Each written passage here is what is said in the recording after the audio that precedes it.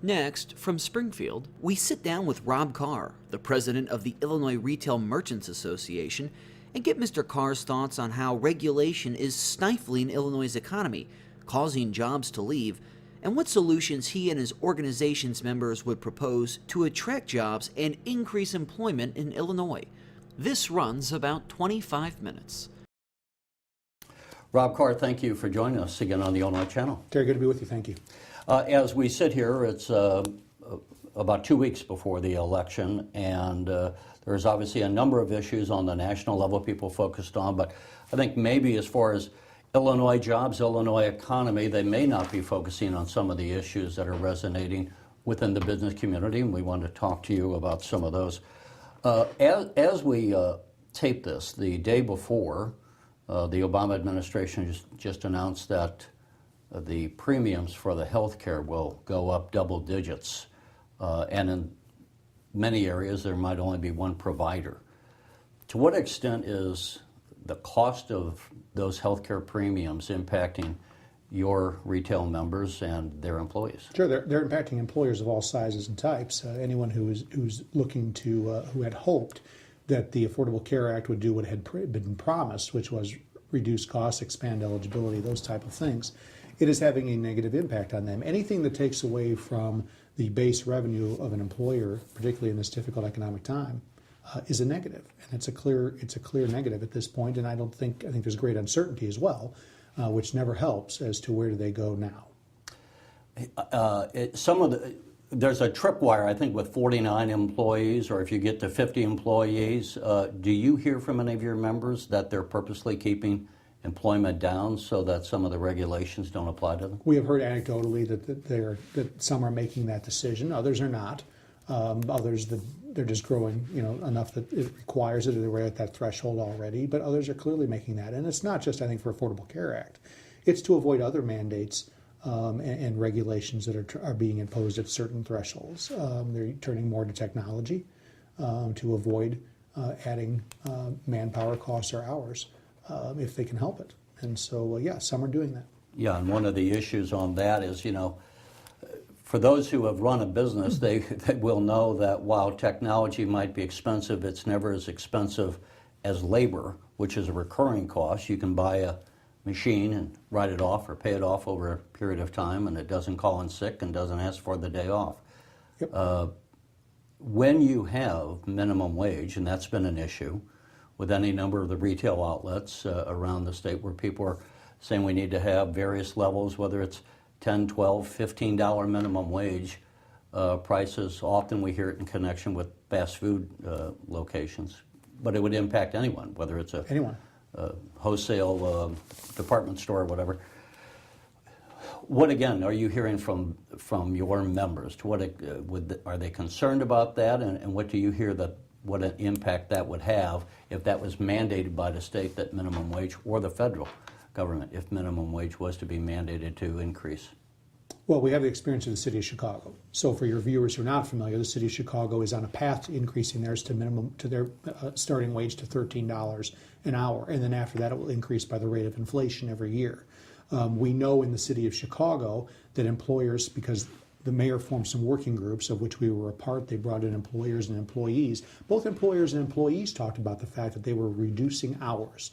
That they were losing hours. And this was after the city had started to impose their minimum wage, had started to work its way up to $13 an hour. So clearly employers are making decisions they have to make to control their costs, which is you hire fewer people, you reduce hours, you cut benefits. We heard that from both employers and employees. And both groups laid it at the feet of minimum wage. So it's clearly having an impact. We're no longer talking about jumping from $8 to $8.25. Anytime you're talking from going to 8 to 10 to 11 to 13, those are big jumps, and they ripple up the wages as well. If you're starting someone at $13 an hour who has no experience and 18 years old, what do you do with the 28-year-old who's been working for you for 6 years and has experience, right? You have to make a decision. And so employers are making those decisions, and we heard it from both sides. So I think it has a definite negative impact. I think particularly when you look at the city of Chicago again, you look at areas of the city that are less developed, and you have significant unemployment rates in the 16 to 24-year-old categories. I mean, Terry, in many cases, we're talking 75, 80, 90% unemployment in those age groups. Where do they go for their start up the economic ladder?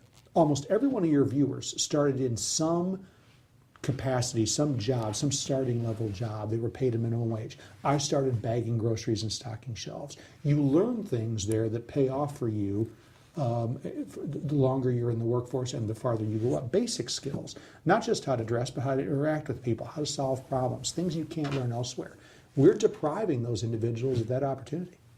And so that's basically, I mean, long term, what you're going to be doing is cutting off the rungs of the ladder for those who start up the economic ladder, especially in those areas where they may be suffering from a lack, not a lack of education or poor education, to where they just don't have the job skills, and that's where they learn it, as you just mentioned. Yeah, and they don't have the income available, and some of the advocates would argue, well, you up the minimum wage and you'll have the income available. Well, that's not true. They already don't have the jobs in those areas, and among all the other items that government is imposing on businesses as costs, businesses now have to make a decision. Am I going to expand? Am I going to invest? I have a limited amount of capital. Am I going to invest that capital, and where am I going to invest it? And you're going to always invest capital where you can get the best rate of return. And unfortunately, in many areas of the city of Chicago in particular, but Illinois in general, it is becoming a less viable option to invest here.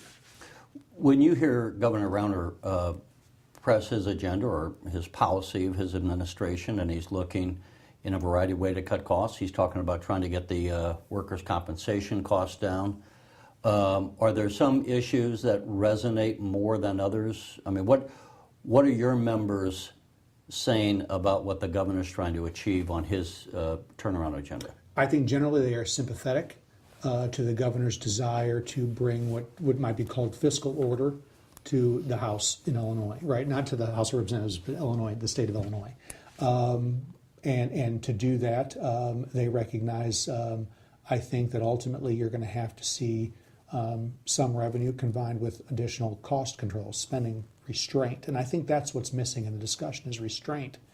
So they're generally sympathetic to his desires.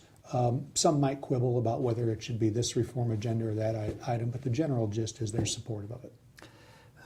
You know, we are in a state that politically is heavy Democratic, and sometimes viewers might go, well, there's the retailers and the manufacturers, they're in the pocket of the Republican Party, they're always going to be against what the Democrats say. The reality is as an association, you deal with both parties. Probably any number of your members are both Republican and Democrat, so you really don't go out and just take some party line stance. When you talk to Democratic leaders, whether it's Mayor Emanuel or Tony Preckwinkle, leaders in the legislature who are Democrats, do you get a sympathetic ear? Do they understand what you're saying, your point of view, that this is going to be costing jobs and it may be costing those low-skill workers their chance to start moving up the economic ladder? In some cases. In the rank and file cases, I think you get some of that. Certainly when you look at the city of Chicago leadership or Cook County's leadership, you don't necessarily get that. There seems to be an impression that no matter what they do, they are impervious to the laws of economics. It's different a little bit in Springfield, I think, because you have a greater base of people. You have some accountability. You talked about the ability to work with both sides. We are a business group. We do get shoehorned into that automatic assumption that people have at the national level that all business groups are aligned with one party or the other. And for us, and I can only speak for Irma, that's not the case. It hasn't been the case. I've been with us for 24 years. Never been that case. We worked with Democrats and Republicans alike on issues and solving problems. Do our members like, for example, minimum wage? No. But I think we do have sympathetic ears. To jump in, on minimum wage, what do you say to people who go, you guys are just being greedy, you're not wanting to share the wealth with the poorer people? Where do we get the money? We're not government. We can't just levy another tax on consumers. We can't simply increase prices because we have competition, not only within the state of Illinois, but 2/3 of Illinois' population lives within a 40-minute drive of a border, right? Two of the busiest convenience stores in the nation sit immediately across the border in Indiana. There's a reason for that. because people are making decisions to make the drive to purchase things that are less expensive over there, right? They make that same decision in the Metro East, where people are driving into St. Louis to make purchases there, or down south into Paducah, along the Kentucky border. So people make those decisions. So we can't just increase prices. Furthermore, we have internet competitors. They are not, the regulations the government puts in place, whether it's minimum wage or scheduling or paid time off or additional taxes or additional licensing fees, none of those fall on our internet competitors. And those internet competitors aren't collecting, in most cases, the state and local sales tax. So we already start out, depending where you are, somewhere between 6.25% and 10.25% disadvantage. Those are significant in an industry that makes less than, in many cases, 2 cents net profit for every dollar. And yet Illinois, on the other hand, faces this huge deficit in its operating systems. The pensions are going up. Chicago, for all practical purposes, is bankrupt. I don't know how they'll ever pay their pension obligations. If we need more taxes, what is the prescription, as your members would see it? Not that you have necessarily an answer to everything. But if we're going to turn the state around and the economy of Illinois around so that your members and other businesses can be hiring more people because there's more demand, what are some of the things that you would say, voters, consider this? This is what we need to have a better, a more thriving business climate. I think we have to do a couple things. First, everyone throws around the term stability. We need stability, and I think that's true. And what do you mean by that? Well, that's where I'm going. Unfortunately, for some, I think stability has become a euphemism for we just need to increase taxes, and that's not the case. What we really need is to quit looking at our various levels of government as if they exist in silos, and they need to quit looking at themselves that way. And we need to have restraint. And what I mean is, you can't have the city of Chicago and Cook County or some other home rules imposing new regulations, significant cost mandates on employers, and pretending that they don't exist with everyone else in the state of Illinois. They are not. Home rule municipalities, home rule counties were never meant to be their own nation states. And that's essentially how we've allowed them to function. So governments of all levels need to recognize they don't exist by themselves. Secondly, we need restraint. I don't know anyone who's being fair who believes that Illinois or the city of Chicago or Cook County are going to get out of their financial situations without some sort of new revenue. It's just reached the point that that's not possible. But to do that, you need assurances of restraint. If we don't have restraint on spending. Restraint on spending. And frankly, restraint on... So you say allow us to catch up. If we say we'll go along with a tax increase, which is a disadvantage to us, you have to say you're not just going to spend it and have us get even further in the hole. Right. There will be, we can't go to the same old thing of, well, we're just going to have then a bunch of new spending, right, after we get this tax increase in place. I mean, Cook County Board President Toni Preckwinkle passed the nation's highest sales tax when she increased the sales tax last year. It was supposedly all needed for pension debt and deficits. Right after it passed, she spent $130 million in new spending. Now, it was on payroll, but you know what? Government has to make the same decisions that business does. There's limits and there has to be restraint. We would love to pay employees more. Others would love to pay employees. I'd like to earn more, right? But there's only so much in the kitty, if you will, in the bank at the end of the day. And government needs to come to that realization. Restraint is going to have to accompany it, or you'll never have stability. And given we've had this tug of war between Speaker Madigan and the governor, at least this governor has said no to the speaker, and that's why we're at this point. Do you see this election cycle having any impact, or how do we get off the dime where we are now? Because all they really did is kind of kick the war, so to speak, down the road to January to get past the elections. But after the elections, start of the new year, we're going to be right back where we were, where we don't have a budget, government's not funded. State universities are not going to be getting their money. None of the functions of government, aside from K-12 education, are going to be funded. Right? I think what's missing right now is trust on both sides. No one trusts, neither side trusts the other side. And I don't think it's fair to boil it down to just Speaker Madigan and Governor Rauner. As you know, there's 4 legislative leaders and the governor. So it's really a group of 5, and then their rank and file members. There's just not a lot of trust. I'm not sure that the toxic level of this election is going to help rebuild that trust. But at some point, if we're going to make progress, trust is going to have to be restored. On regulations, the other thing besides just taxes, it's the cost of doing business, and every time they pass a regulation, and I should have brought this up, I guess with Cook County, the city of Chicago, you're also regulated at the state level, you're regulated by the federal government. So you're going to have, as you were alluding to, multiple levels. One of the proposals that's out there is this soda tax. Now, that obviously doesn't apply to people like necessarily Target, or, I mean, not in... No, actually it does. I started to say it does, but maybe not in the mainstream. I think of them, maybe I'm wrong, as being more clothing and that kind of thing. But for some people, it's going to really have an impact.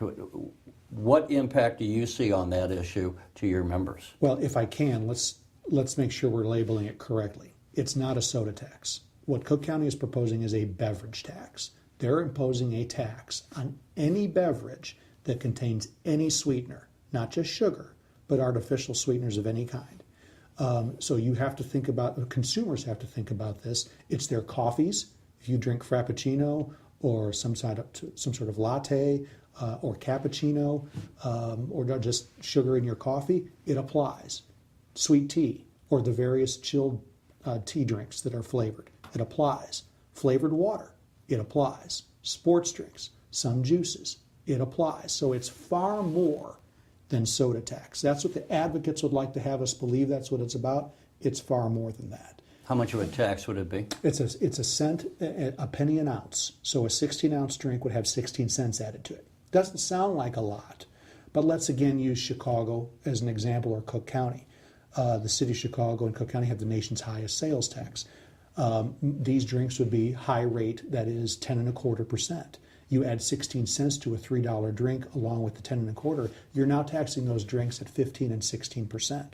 That's sizable, and that's coming out of consumers' pockets on top of all the other things they've already paid for in the city of Chicago and Cook County. Increased water fees, increased sewage fees, phone lines, parking, all of these things, over $700 million in increases in the city of Chicago alone in the last 4 years. Not to mention the historic property tax increase that went into effect, which, as you know, falls disproportionately on commercial industrial properties because of the classification system. So it's a beverage tax, and it will be sizable.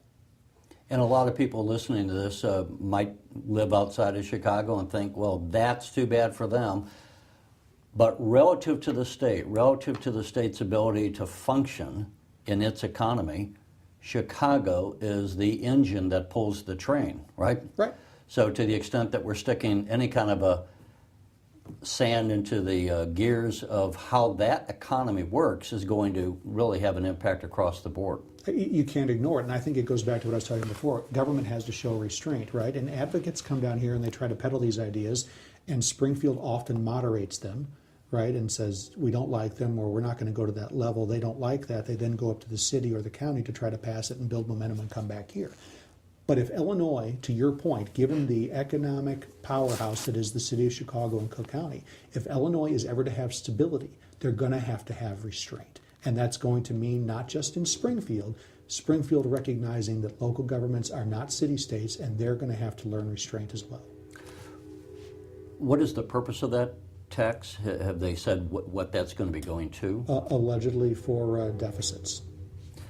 Now, when you look at your membership, how extensive is your membership in rough numbers? Sure. Well, we have about 300 members. That's about 20,000 member stores throughout the state.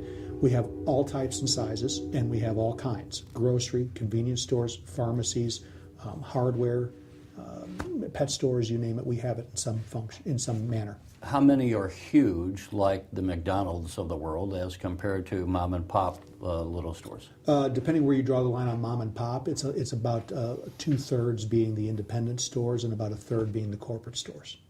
When someone a pizzeria, is that part of is that considered a retail member? Pizza, yeah, sure. So, for example, we have a lot of restaurants in our membership. Saputo's just down the street from us is a member. Likewise, Yum Brands, which owns Pizza Hut, is a member. And so when you have those kind of places that often people are getting their first job, they're working as dishwashers, busboys, that kind of thing. And we talk about that minimum wage. I think you would say, look at the pizza option, that how much is someone willing to pay, how much disposable income does a family, middle-class family, have to go out and spend on a pizza on a Friday night, when that same pizza place is competing not only with other pizza parlors, but with a $5 frozen pizza in the grocery store, right? Mm-hmm. And so I think, am I correct to say that's the example where once you just tip the scale enough, it doesn't have to be significant, but between the soda tax, the minimum wage, the workers' compensation costs, these are the things that cumulatively will put any number of retailers out of business in fast order. Right, because exactly back when I was talking to silos, none of these things exist by themselves, and advocates like to pretend that they do. Well, it's just an increase of 1.7% to pass paid time off. Well, that's 1.7% on top of all of the items you mentioned and some you didn't. So we have to quit looking at that. And again, Illinois has reached the point, the city of Chicago has reached a point, Cook County has reached a point, that we have got to return financial stability. And without restraint, you just won't have that stability. That means we really do have to look at advocates in the face and say, you know what, taxes are going to have to go up, not just on you, but on these employers. Everything else, you can't do this or you're killing that golden goose. Are there any states, have you looked at, where, it seems to me, should the governor call some kind of a great get-together, for whatever we call it, to kind of say, look, let's bring some of the lawmakers together, the business community together, so that we can have more of a comprehensive statewide view of the economy, talk about what needs to change, what do the retailers need, what do the manufacturers need, what regulations can we get rid of that either are duplicative from different levels of government, so that maybe someone just gets something approved once by one level of government, not have to jump through the hoops 4 or 5 times. Is that what we need, or how can we get to where people can have more of a comprehensive view and understand, if we're going to have that money, if we're going to have that economy grow that we need for your pensions, then you have to give us something to compensate us for a higher tax. At the end of the day, it always requires getting around a table and talking to people you don't necessarily agree with. That's what it always requires. I think to a certain extent the legislature and the governor are trying that in the small working groups. The governor recently convened a red tape task force to look at licensing to get rid of red tape in the areas for the state. I think other municipalities and local units of government would be wise to do the same thing. We're happy to, and we are contributing ideas where we can. Is there one thing that's bigger than another, or is it totally just a cumulative? It's a cumulative effect. It's a cumulative effect, and I think the state and then as well, particularly City of Chicago and Cook County, have to be clear as exactly what they want, right? And what they need to return, what they think they need to return financial stability. But I don't think you're ever going to get 400 people in a room and get anywhere. You'll get lots of ideas. We're contributing ideas. At the end of the day, it will still come down to the Assembly and the executive branch finding their way. And lastly, we hear in a recent conversation we had with Greg Bays and some of his people in the manufacturing department, people leaving the state. Are you hearing from your members, or how many of your members are discussing leaving the state and just setting up business elsewhere? Leaving the state, not necessarily. Just shutting down, many. They've just reached the point. If they're going to work and not make money, they might as well not work. They might as well not do this. They'll try to do something else. Some of them will shut down the business and leave and go open somewhere else, but they're not necessarily saying they're transporting their business out. Many others, they have a generational shift coming where mom and dad are no longer running, or are about to go into retirement, and they are saying their kids don't want it. They've seen what's how hard going their on, parents work. and they're not, or what is more often becoming the case, kids aren't coming back to Illinois. I've got 2 kids in 2 of my 4 children are in college. One's a senior. I think he'd like to come back. He may, but I don't think it's his first choice. And so you would argue, I think, not to, I'm going to No, go ahead. verify. I don't want to put words in your mouth, but you would argue, some people go, you know, the business community has been crying wolf for decades, and we always seem to just get along, and here we are, still a thriving economy, or at least a functioning economy. Would you say that Illinois is now at the tipping point, and how close are we to, how many years away from where we could just have a significant economic downturn and massive unemployment? I think we've already seen that. We've already kind of reached that tipping point, right? Illinois used to lag a recession by 6 months, either going into it or coming out of it. We're lagging by far more than that now. We're underperforming many of our surrounding states. We're underperforming many of our sister states, similar size states in the nation. We've got to decide. And by lagging, it means we're just not creating the jobs that other states are creating. Not creating jobs, attracting the investment. And per government, that's the tax revenues they're not getting because the Illinois economy is not growing. Exactly. And I think extremists on both sides would like to paint different pictures, right? Well, if we just do this, everything will be great. And others say, well, if we just increase taxes, increase the minimum wage, and put paid time off and create some sort of utopia, everything will be fine. I don't think that's the case. I think the argument is always in the middle. But Illinois has reached a tipping point, and we have to decide what we want to be. Do we want to return stability? Do we want Illinois to become, again, a good place to do business, to grow business? Illinois has tremendous assets going for it. That's what's most maddening of all, right? As much as I am frustrated with governance in the city of Chicago and Cook County, the city of Chicago is a fabulous city. I've been to a lot of them. I keep coming back. It's a great place. Our geographic location is outstanding. Our transportation facilities are outstanding. We have an excellent university system. So we have the potential for a well-educated workforce. There's just a lot going for us. We have to get all the other problems that are nipping that we've created going in the same direction. All right. Well, Rob Karr, hopefully for all of us, we can get some reforms made so that the economy grows, but we appreciate you sharing your thoughts. Always a pleasure. Thank you. Thank you. You're watching the Illinois Channel, an independent nonprofit corporation formed to provide gavel-to-gavel coverage of Illinois state government and other public affairs events taking place across Illinois.